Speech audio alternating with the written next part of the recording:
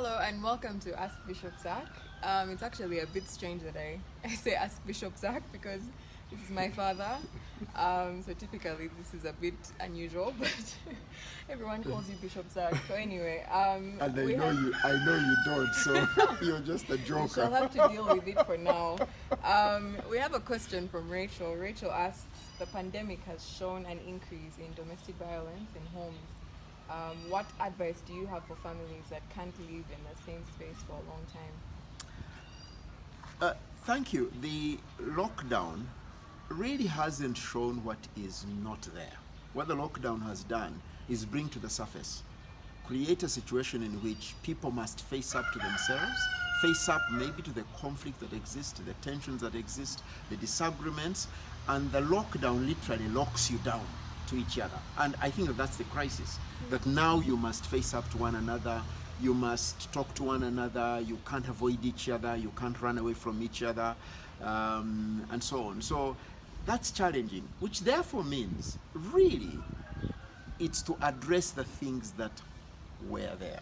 The conflict, the tensions, the disagreements, the anger, maybe the bitterness that was, because it's usually the way violence comes about. It's when anger turns into bitterness, and then bitterness turns into rage because you're not able to deal with it. Yeah. Violence often is the way of dealing with anger that is really turned into some sort of bitterness or rage. So I think I would say to that family, that couple, ceasefire. Honestly, ceasefire, because it's not the right thing to do to one another. It's just, it's terrible. So ceasefire, agree on certain protocols where you can be civil with one another. Words that you shouldn't use to each other that escalate, things you shouldn't do, ways in which you can be able to say this is ceasefire. We'll agree not to be violent with one another. So be civil.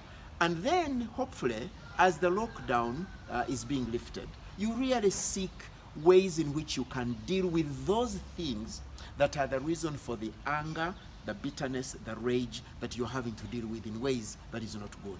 And you can talk to, if you have deep friends who know you, who love you, who care about you, but who also have the maturity to answer, to deal with, to help you work through it, and certainly also to seek for counseling help. There are wonderful, wonderful professional counselors. One thing I wouldn't do is there is a whole thing, especially in churches, prayer counseling.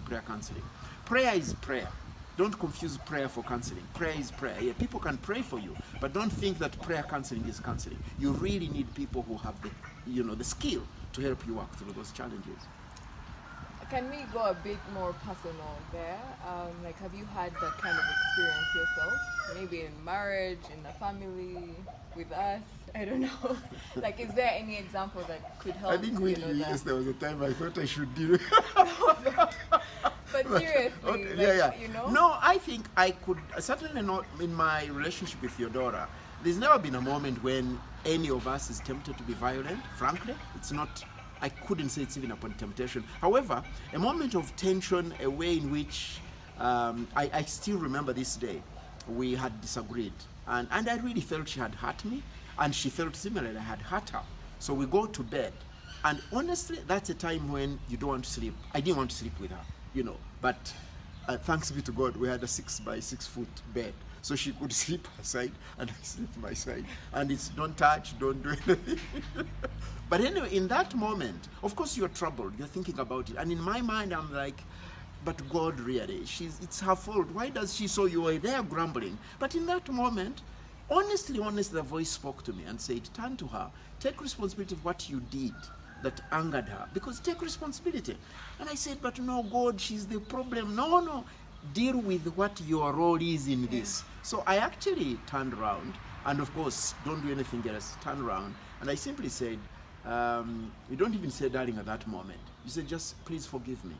Forgive you, please forgive me. And I outlined what I felt sorry for, and at the end, I thought she would be able to say, oh, I have forgiven you, I knew it was... No, thankfully, amazingly, she turned around and she said, please forgive me. And so I said, no, please forgive me. I ask for forgiveness. No, please forgive me. So I think the idea of taking responsibility for your role in escalating whatever is, I find that very important.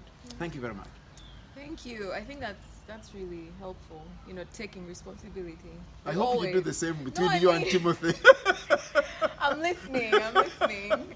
Thank you very All the much best. again. Thank you. Yeah, feel free to send through a lot more questions, and we're happy to address them and really think through together. Thank you. Bye bye.